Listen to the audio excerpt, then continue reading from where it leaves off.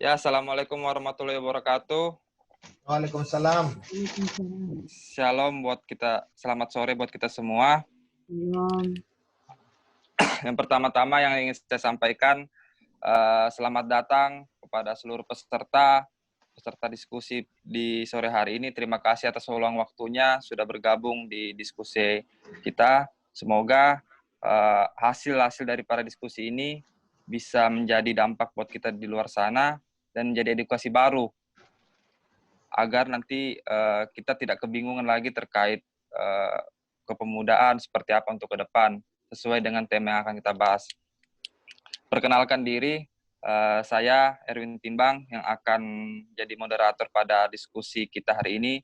Semoga teman-teman tetap kondusif dan semoga diskusi kita bakal tetap lancar untuk ke depannya. Sebelum kita masuk ke dalam diskusi, mungkin ada beberapa peraturan yang bakal saya sampaikan agar diskusi kita tetap kondusif dan juga tetap efektif. Yang pertama, peserta dinonaktifkan suaranya agar tidak ribut sana-sini dan juga tetap fokus pada satu suara. Dan yang kedua, untuk sesi tanya-jawab nanti, setelah pemateri menyampaikan beberapa pandangannya, kita bakal buka sesi tanya-jawab. Mungkin teman-teman nanti ada arahan dari saya, ketika teman-teman ingin bertanya, ketika nanti sudah kita membuka ruang untuk sesi tanya-jawab, teman-teman nanti chat aja di chatnya untuk bertanya, untuk sebutkan nama, nanti siapa yang duluan, kita bakal langsung aktifkan suaranya, seperti itu, agar memang diskusi ini betul kondusif, karena mengingat waktu yang sangat mepet, yang terus berjalan. Itu untuk beberapa peraturan. Dan juga sebelum kita lagi masuk dalam diskusi inti kita, mungkin saya akan perkenalkan beberapa pemateri yang sudah hadir. Yang pertama, Pak Piatur Pangaribuan, selaku Rektor Uniba. Selamat datang, Pak. Terima kasih sudah mau bergabung. Dan juga beliau sebagai yang tidak asing lagi ketika kita bicara terkait masalah Kaltim, salah satu tokoh dari Kaltim itu sendiri. Dan juga selamat datang buat Kak Delila Yunita yang sudah menyempatkan waktunya untuk bergabung di tengah-tengah kesibukannya pada sore hari ini sebagai pengawas ketenagakerjaan atau penyidik PNS Dinas Tenaga Kerja dan Transmigrasi Provinsi Kaltim. Mungkin nanti bisa memberikan pandangan-pandangannya terkait masalah ketenagakerjaannya, karena kita hari ini juga berbicara tentang peluang kerja buat pemuda yang akan datang. Satu lagi pemateri kita yang masih kita tunggu, Bang Sahat. Karena beliau mungkin belum bergabung, nanti saya bakal sampaikan beberapa background beliau. Dan juga saya akan perkenalkan Direktur Rumah Milenial Indonesia, Chapter Kaltim, yaitu Bang Daniel Abadi Siotang.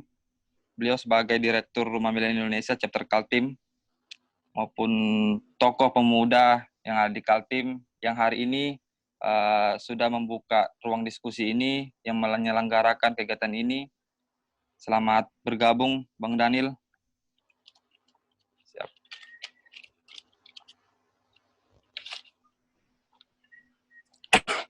Jadi tema kita pada hari ini yang sudah tersebar di pamflet di beberapa media, di situ disampaikan ada tema kita ialah peran serta generasi milenial menghadapi tantangan dan peluang lapangan pekerjaan di tengah pandemi COVID-19.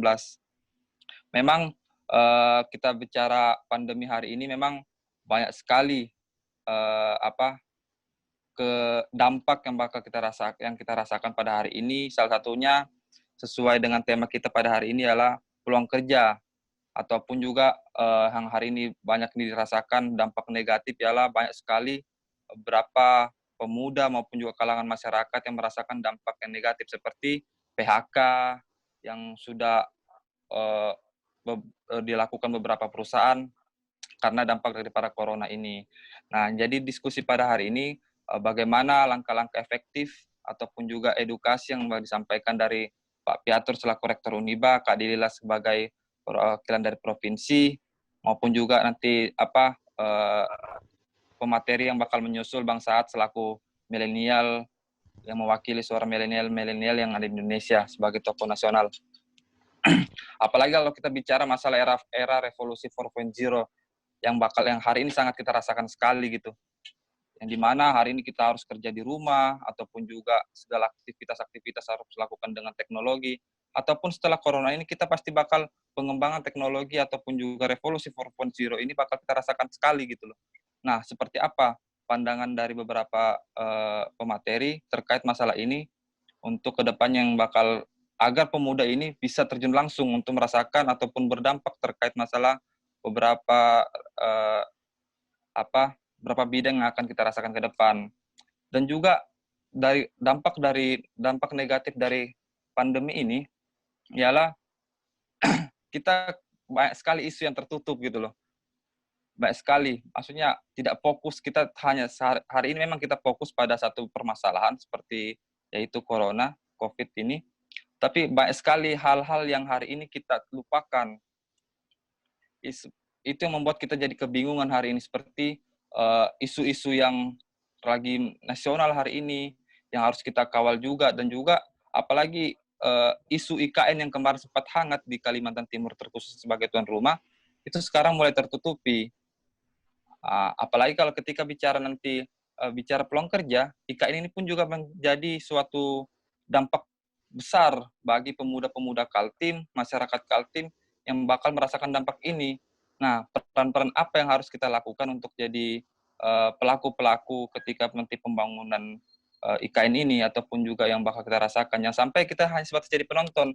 Itu yang edukasi-edukasi yang kemarin kita sudah sampaikan di beberapa forum, yang sudah menjadi bahan-bahan hangat di beberapa forum, kiranya seperti apa efektivitas pemuda hari ini di tengah COVID seperti ini, kira-kira kita harus seperti apa untuk menjalani kehidupan agar memang isu-isu seperti IKN kita tidak ketertinggalan, tetap berdampak nanti ke depannya, sampai kita jadi penonton. Nah, kebetulan juga hadirnya Kak Delila mungkin bisa menyampaikan beberapa pandangan terkait seperti apa ketenaga kerjaan hari ini di Kaltim terkhususnya, peluang-peluang pekerjaan yang apa yang harus dipersiapkan dari pemerintah, yang agar kita sebagai pemuda tidak hanya berbaring di atas tidur, hanya terpaku pada permasalahan-permasalahan COVID ini, tapi kita tidak, nanti setelahnya COVID ini kita kebingungan, kita mau arahnya kemana, kita seperti orang awam yang melihat dunia baru gitu. Makanya sangat penting diskusi-diskusi Zoom seperti ini agar edukasi-edukasi penanaman-penanaman mental kita semua tetap terjaga, agar memang kita selalu siap untuk menghadapi segala permasalahan ini. Memang kita harus menjauhi penyakit ini, cuman jangan sampai kita terlupakan dengan permasalahan-permasalahan yang lain atau pengembangan diri untuk kedepannya. Mungkin tuh sedikit pengantar dari saya untuk menjadi diskusi kita pada hari ini. Mungkin selanjutnya penyampaian pandangan umum yang bakal disampaikan dari beberapa materi, Pak Piatur maupun juga Kak Delila. Nanti setiap pemateri mungkin bisa menyampaikan pandangannya sekitar kurang lebih 15 menit agar kita bisa mengefisiensi waktu. Satu pematerinya bisa 15 menit menyampaikan, yang dimulai dari Kak Delila.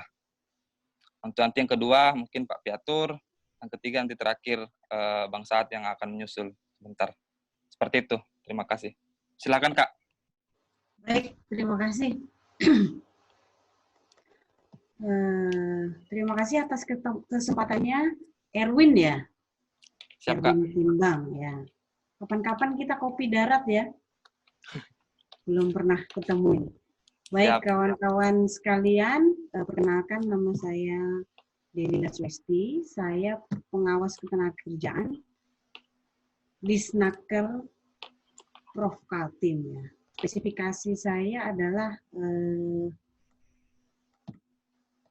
penyidik pegawai negeri sipil di Dinas Tenaga Kerja dan Transmigrasi Provinsi Kaltim. Baik, hari ini tema kita adalah peran serta generasi milenial menghadapi tantangan dan peluang lapangan pekerjaan di tengah pandemi COVID-19. Jadi, sebenarnya kalau kita bicara pada saat ini ya, kita itu kan diminta untuk stay at home. Jadi peran serta pada saat ini itu yang terbesar yang bisa kita lakukan, termasuk kaum milenial itu adalah ya just stay at home, karena itu memang yang diminta oleh pemerintah. Ya, jadi jangan dulu mikirkan nongkrong di kafe rame-rame, apalagi nonton bioskop, ya kan? Atau traveling ke di penjuru dunia yang lain atau di sekitar Indonesia, ya itu suatu hal yang mustahil untuk dilakukan pada saat ini. Kenapa stay at home ini berperan penting pada saat ini? Karena yang pertama diatur dalam peraturan perundang-undangan, sifatnya wajib. Kebetulan saya bukan dari Kementerian Kesehatan, jadi bukan kewenangan saya untuk menyampaikan masalah aturan terkait karantina kesehatan atau semacamnya. Namun kita tahu bahwa di beberapa wilayah di Indonesia ada yang namanya PSBB, ya, pembatasan sosial berskala besar. Nah, itu tertuang dalam suatu aturan yang jelas, SK Gubernur, ya, dan di sana sudah dijelaskan pihak-pihak mana saja yang menjadi eksekutornya ketika kita harus stay at home dan tidak boleh keluyuran, ya, kecuali beberapa hal yang diatur di dalamnya. Kemudian negara memfasilitasi selama melaksanakan stay at home. Ya, meskipun lepas dari implementasi di lapangan, pasti ada permasalahan. Marak di berita, baik di media cetak, elektronik, media online, banyak sekali yang mengeluhkan selama di rumah saja banyak mereka yang tidak mendapatkan penghasilan. Tuh. Kemudian yang ketiga adalah stay at home membantu mengurangi penyebaran. Pasti ini ya, karena sebenarnya si virus ini kan nggak kemana-mana, tapi orangnya yang membawa dia menyebar kemana-mana. Kemudian yang keempat, alasan pribadi yang mungkin satu dengan yang lain berbeda. Kalau saya diminta untuk stay at home, ya saya senang. Karena saya merasa bahwa ini penting bagi kesehatan saya. Dan kemudian saya ada waktu untuk rileks, untuk saya sendiri, kan? Ya, atau mungkin ada yang takut di luar sana dengan berita yang macam-macam, mungkin ya kita punya alasan sendiri, kita harus stay at home.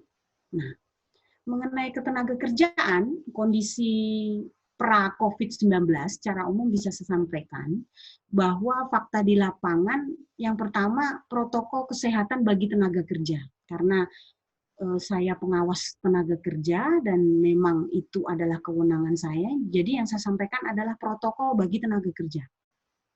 Pra-COVID, jadi sebelum ada COVID, itu sudah jelas bahwa aturannya diatur dalam Undang-Undang Nomor 1 Tahun 1970 tentang keselamatan dan kesehatan kerja. Maaf itu kurang ya, keselamatan dan kesehatan kerja. Jadi beserta dengan turunan-turunannya. Undang-Undang Nomor 1 Tahun 1970 tentang K3. Jadi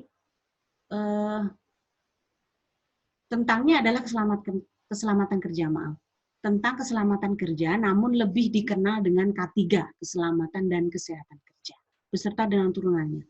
Misalnya apa? Di Peraturan Menteri Tenaga Kerja Nomor 2 Tahun 1980, di sana dituliskan bahwa pengusaha wajib melakukan yang namanya pemeriksaan awal bagi tenaga kerja sebelum mereka bekerja. Protokol kesehatan sudah diatur di dalamnya. Nah, beserta dengan hal-hal lain yang mengatur mengenai K3. Kemudian yang kedua adalah penerapan aturan perundang-undangan ketenagakerjaan. Jadi, peraturan yang dilaksanakan itu sudah sesuai dengan Undang-Undang Ketenagakerjaan. Sifatnya adalah law enforcement. Jadi apa